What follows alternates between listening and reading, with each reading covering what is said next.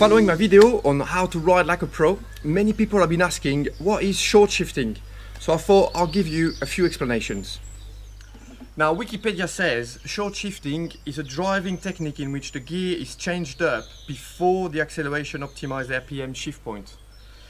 Well, it sounds about right. I mean, in plain motorbike riding, this means that you're shifting the gear up before you reach the top of the revs, before you reach the flash and the maximum revving. So why do MotoGP riders do this? Well, I don't think that's the real question. The answer to that is obvious, it's because it makes them faster. The real question is, how can short shifting make you faster? So we're going to go back to my man cave so I can show you some footage and I can explain to you exactly why short shifting can make you faster. There's one concept that sometimes applies to riding fast on track, and this concept is called less is more. And with short shifting, it's very much this. So what I'm going to do now, I'm going to show you some example on the video so you can see exactly what I mean. The clip I'm going to show you now is in Donington Park. It was filmed at the end of February when I recorded my first YouTube video about going as fast as possible with the street bike. You can find actually this video on this link up there. Now, it's the exit of the last corner, Goddard's, and the final straight, the straight line finish straight up to Redgate. Now the first clip I'm going to show you is when I was really trying really hard, so exiting Goddard's in first gear and just pushing the bike like as much as I could.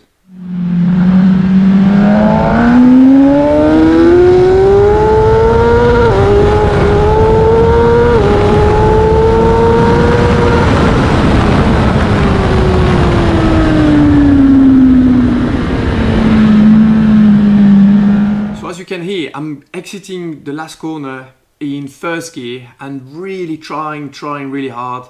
Hit the limiter, gear second, the bike goes up and I have to roll off to put the front wheel down. You can see the front going up and down. I mean, it looks aggressive and it looks fast. Now watch this second clip.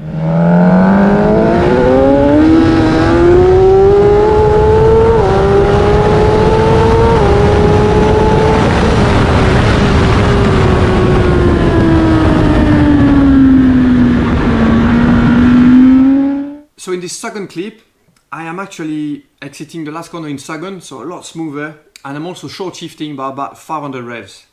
Now, if you compare both clips, the first one looks mega aggressive, actually looks fast, it looks really good, and the second one looks a lot smoother, feels like nothing is really happening. Now, guess which one was faster? Well, I think you guessed by now, but the second one was actually quite a bit faster. I timed it and I had to recheck actually because the difference was even bigger than I thought. But from clip 1 to clip 2, there is half a second difference just in the straight. So this shows you that you don't need to be revving the bollocks out your bike like permanently. What you need to do, especially when you got a strong engine, is to make it efficient. So short shifting makes things efficient, and in that case it makes it efficient by half a second. So this is a technique that you can actually use even if you're a beginner, because it's not going to make you much slower. Even if you short shift by quite a lot, even if you short shift by 2,000 revs or 2,500 revs, the bike will still go and you'll be able to stay 100%. And then the lap after, you can maybe add a little bit more rev. Then the lap after, add a bit more rev until the bike becomes unstable or starts wheeling. But this is a good way of learning and progressing when you do track days. This is a much better way to proceed with learning on how to go fast than trying to nail it as much as you can and rolling off and just being unstable. You will not progress that way. The progressing way is to start from somewhere where you feel comfortable and everything is calm and you feel like under control, to then progress to where the limit actually is.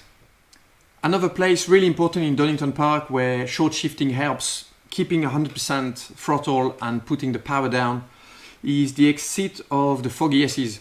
So 4GSs exit in second gear, push second. When you change direction, the front wheel come up, gear third, that pushes it down.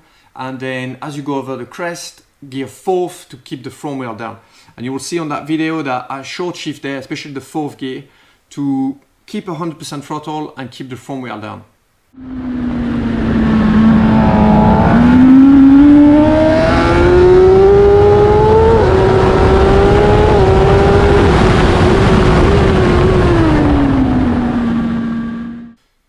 Number 2, short shifting helps carrying corner speed.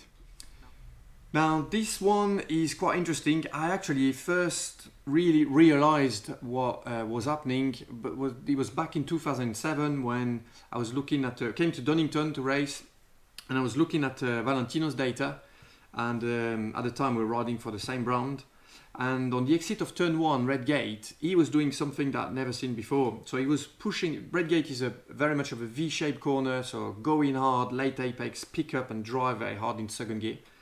And Valentino there was driving in second gear, and then he was putting third and fourth like as fast as he could in the space of like just a few times. Bam, bam, third, fourth, and then carry speed into Hollywood. So I found that weird, and I thought it was quite a bit different to what I was doing, space them a lot more.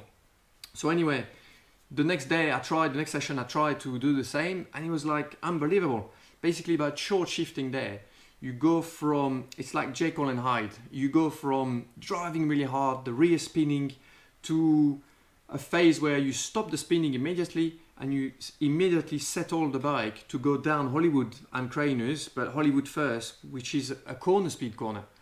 So I found that amazing, and it actually worked. So I gained some time doing that. And now I'm going to show you a little clip of me again in Donington on that day in February with the JSX 1000, the road bike. And you'll see that I still do that because it just works.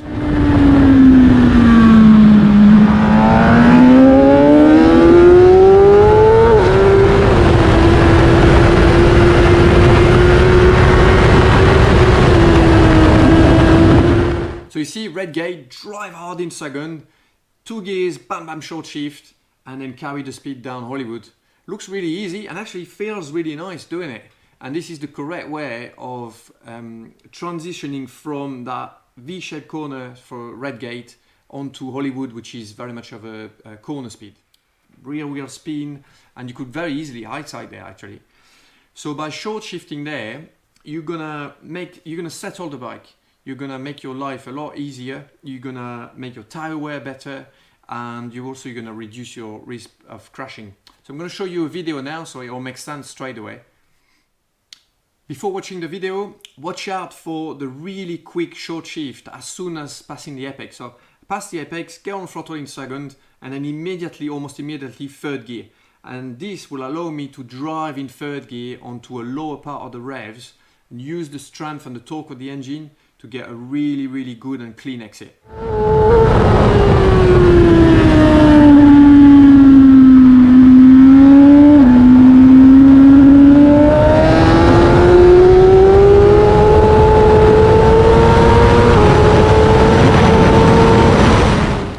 By doing this on the exit of Copies, I am gaining traction, I am gaining bike stability, and I am gaining corner speed as well. Instead of being stuck in a low gear in there or having to shift while I've got a lot of lean, I am a lot smoother and able to carry a lot more speed. And this, for the lap time, is just gold. Basically, you're just flying through the corner and gaining a lot of time.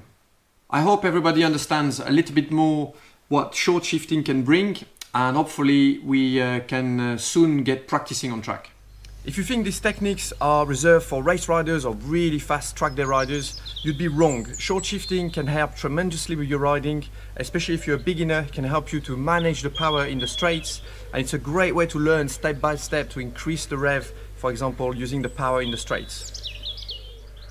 You can watch my video on how to ride like a pro to learn more about this. So that's it for today. So don't forget, sometimes less is more. And also don't forget, obviously, to click the bell and subscribe. I'll see you soon, guys.